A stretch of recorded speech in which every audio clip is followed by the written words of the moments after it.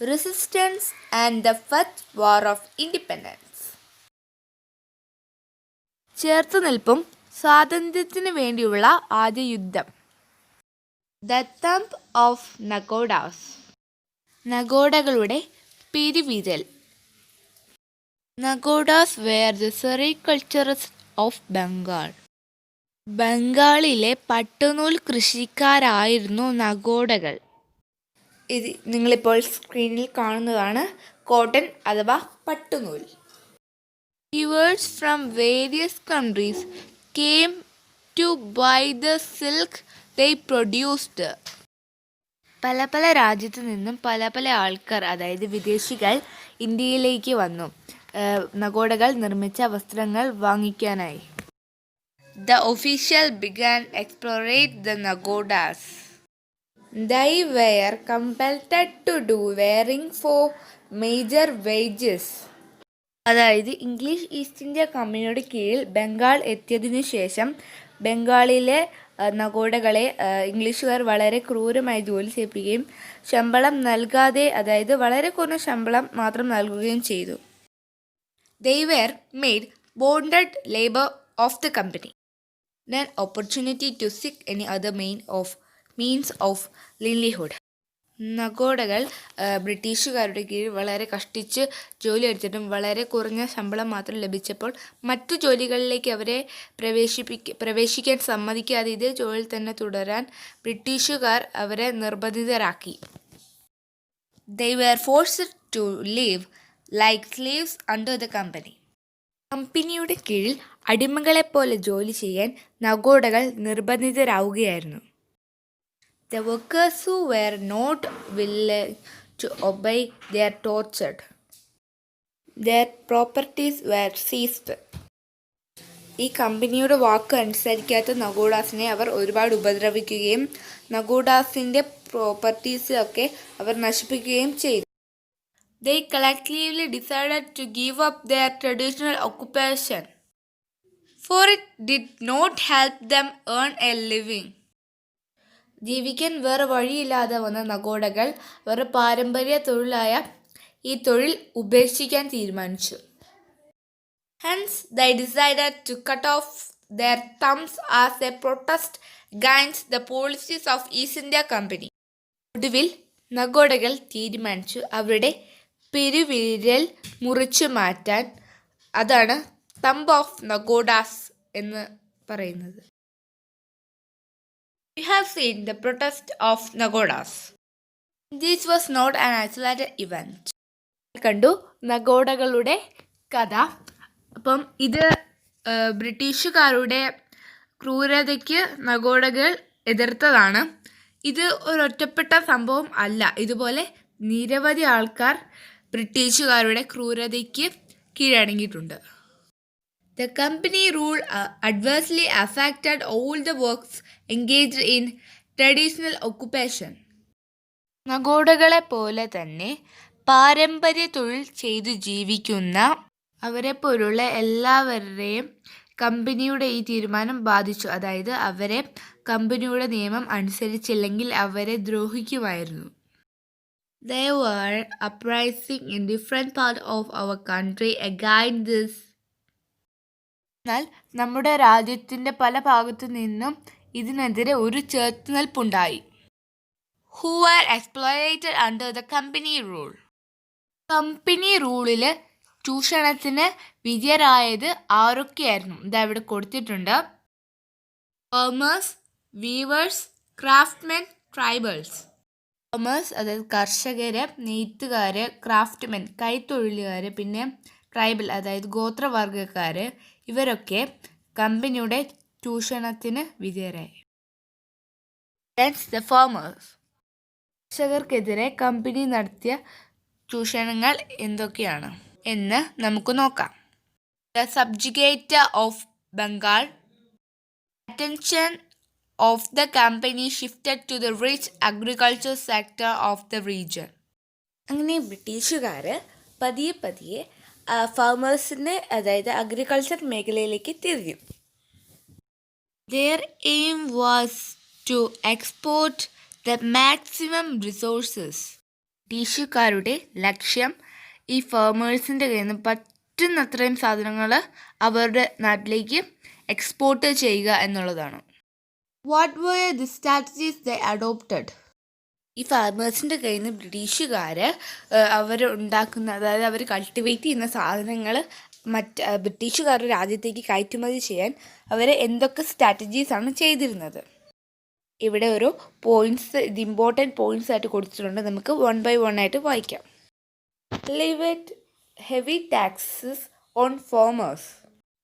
കർഷകർക്ക് വളരെ കൂടുതൽ നികുതി, ഭയങ്കര നികുതി അവർ ബ്രിട്ടീഷുകാർ ഏർപ്പെടുത്തി.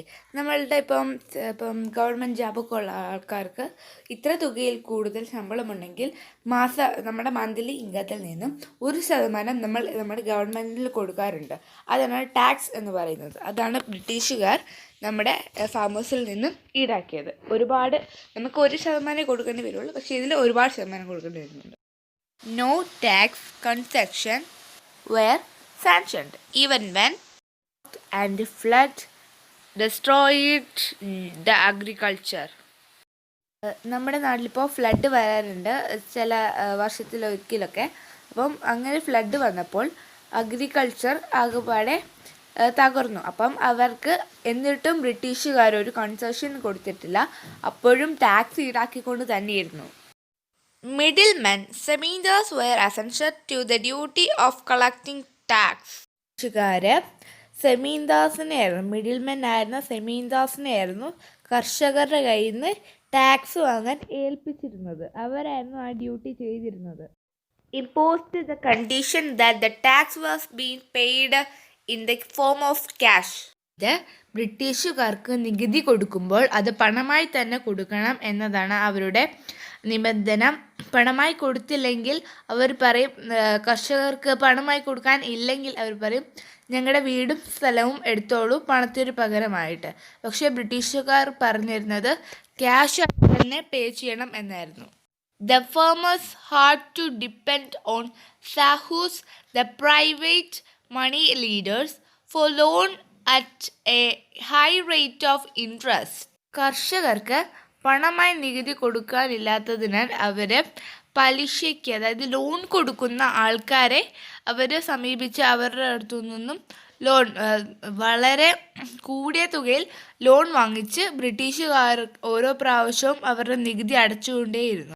The company identified that the fertility field of Bengal very much favorable for the growing of the commercial crops like cotton, jute and indigo. അതായത് കോട്ടൺ, ജൂട്ട്, പരുത്തി, നീലം എന്നീ ചെടികൾക്ക് വളരാൻ ആവശ്യമുള്ള, അതായത് വളക്കൂറുള്ള മണ്ണാണ് ബംഗാളിൽ ഉള്ളതെന്ന് ബ്രിട്ടീഷ് ഈസ്റ്റ് ഇന്ത്യ കമ്പനി കണ്ടുപിടിച്ചു.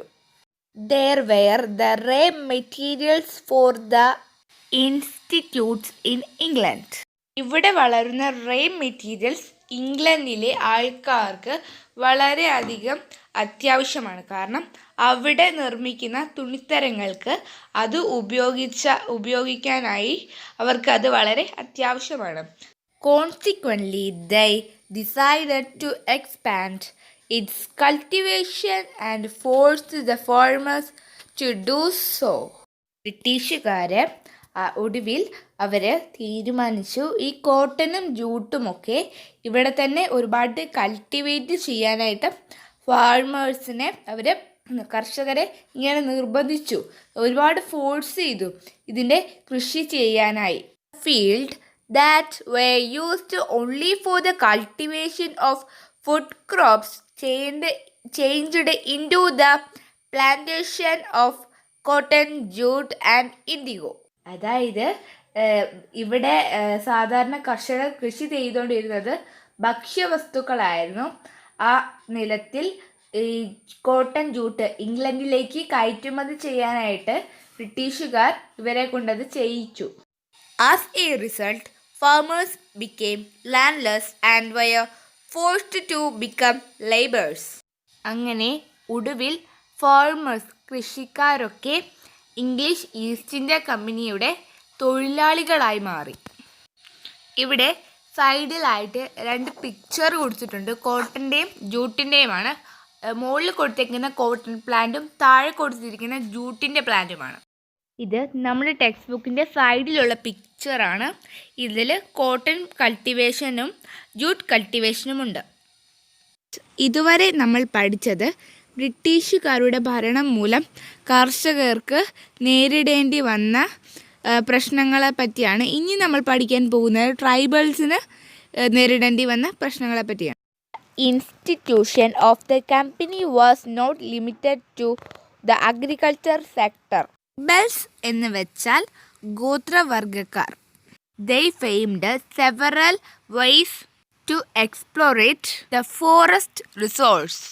അതായത് ബ്രിട്ടീഷുകാർ ഫോറസ്റ്റ് റിസോഴ്സസ്, അതായത് മരങ്ങളും പിന്നെ കാട്ടിലുള്ള പല പല സാധനങ്ങളും അവിടുന്ന് കയറ്റുമതി ചെയ്യാൻ ശ്രമിച്ചു. കാട്ടിൽ ജീവിക്കുന്ന ആൾക്കാരാണല്ലോ ഗോത്രവർഗക്കാർ. അപ്പം അവരും ഫേസ് ചെയ്യേണ്ടി വന്നത് ഈ പ്രശ്നങ്ങളൊക്കെയായിരുന്നു.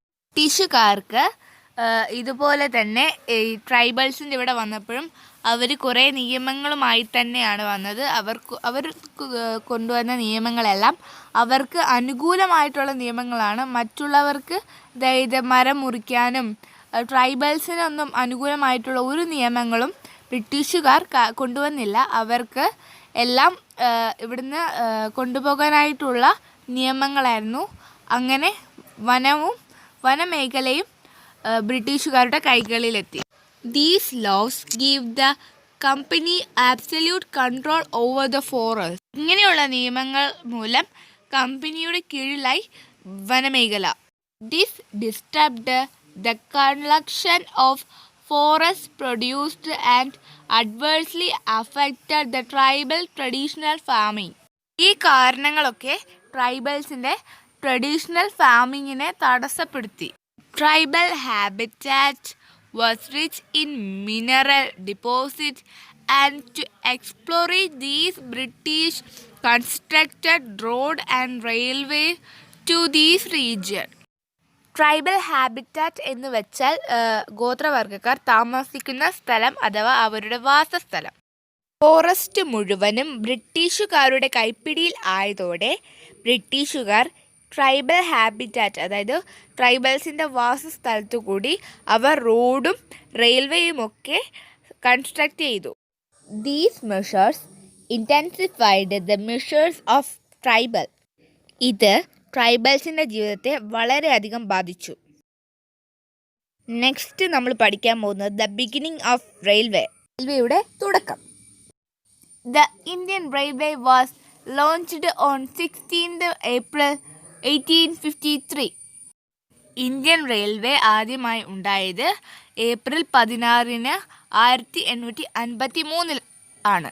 The first train from Bombay to Theni was flagged off at 3:35 PM on that day. മുംബൈയിൽ നിന്ന് തേനിയിലേക്കാണ് വന്നത്. തേനിയിലെത്തിയപ്പോൾ 3:35 സമയമായിരുന്നു. ആ ട്രെയിൻ തേനിയിൽ വന്നാണ് ഫ്ലാഗ് ഓഫ് ചെയ്തത്. Train had 14 coaches that carried 400 passengers. ആ ട്രെയിനിൽ 14 കോച്ചസ് ഉണ്ടായിരുന്നു. അതിൽ 400 പാസഞ്ചേഴ്സിനെ ക്യാരി ചെയ്തു പോകാൻ പറ്റുമായിരുന്നു. On March 1861, the first train in Kerala ran from Tirur to Payyanur. കേരളത്തിൽ ആദ്യമായി ട്രെയിൻ എത്തിയത് മാർച്ചിലാണ്. മാർച്ചിൽ കേരളത്തിൽ എത്തിയ ആ ട്രെയിൻ തിരൂർ മുതൽ പയ്യന്നൂർ വരെ പോകുന്ന ട്രെയിനാണ്. നെക്സ്റ്റ് നമ്മൾ പഠിക്കാൻ പോകുന്നത് ബ്രിട്ടീഷുകാരുടെ നിയമം വീവേഴ്സിനെ എങ്ങനെ ബാധിച്ചു. You now know that cotton cultivation became wide spreaded in India during the company rule. Don't you know however the handloom industry in India delighted? Let's examine the reason. കൃഷി ഇന്ത്യയിലാകെ വ്യാപിച്ചതോടെ കമ്പനി റൂളിനെ കുറിച്ച് നമുക്ക് അറിയാം. ശരിക്കാണ് നിങ്ങൾക്കറിയുമോ ഇന്ത്യയിലെ ഹാൻഡ്ലൂം ഇൻഡസ്ട്രി എങ്ങനെയാണ് നിന്നതെന്ന്? Handloom എന്ന് വെച്ചാൽ കൈത്തൊഴിൽ എന്നാണ്. അതായത് ഇന്ത്യ കമ്പനി റൂളിൽ ആയപ്പോൾ കോട്ടൺ കൃഷി ഇന്ത്യയാകെ വ്യാപിച്ചത് നമ്മൾ പഠിച്ചു. ആ സമയത്ത് കൈത്തൊഴിൽ മേഖല തകർന്നുകൊണ്ടിരിക്കുകയായിരുന്നു. അതിൻ്റെ കാരണങ്ങൾ നോക്കാം. Large scale export of cotton, the raw materials of handloom industry to Britain. തൊഴിൽ മേഖലയുടെ പ്രധാന റേ മെറ്റീരിയലാണ് കോട്ടൺ. കോട്ടൺ മുഴുവനും, അതായത് ലാർജ് സ്കെയിൽ ഓഫ് കോട്ടൺ ബ്രിട്ടീഷുകാർ അവരുടെ നാടായ ബ്രിട്ടനിലേക്ക് കയറ്റുമതി ചെയ്തു. അതോടെ ഇന്ത്യയിൽ കോട്ടൺ കിട്ടാനാകാതെയായി. ആണ് ഹാൻഡ്ലൂം മേഖല തകരാനുള്ള ഒന്നാമത്തെ കാരണം. ഇനി നമുക്ക് രണ്ടാമത്തെ കാരണം നോക്കാം. The large scale import of cheaper textiles manufacture in British factories. ഇത് ബ്രിട്ടീഷ് കമ്പനിയുടെ ഫാക്ടറിയിൽ നിർമ്മിച്ച വളരെ വില കുറഞ്ഞതും വളരെ ചീപ്പുമായിട്ടുള്ള തുണിത്തരങ്ങൾ ഇന്ത്യയിൽ ഇറക്കുമതി ചെയ്തു. ഇന്ത്യയിൽ നിർമ്മിച്ച നല്ല ഹാൻഡ്ലൂം ഇതൊക്കെ അവിടെ കൊണ്ട് ഇറക്കുകയും ചെയ്തു. അതായത് ബ്രിട്ടീഷ് രാജ്യത്ത് ഇറക്കുകയും ചെയ്തു. ഇത് നമ്മൾ പറയാൻ പോകുന്നത് മൂന്നാമത്തെ പോയിന്റാണ്. Excessive tax were levied on clothes made in India. ഇത് ഇന്ത്യയിൽ നിർമ്മിച്ച തുണിത്തരങ്ങൾക്ക് വലിയ ടാക്സ് ഏർപ്പെടുത്തിയവർ.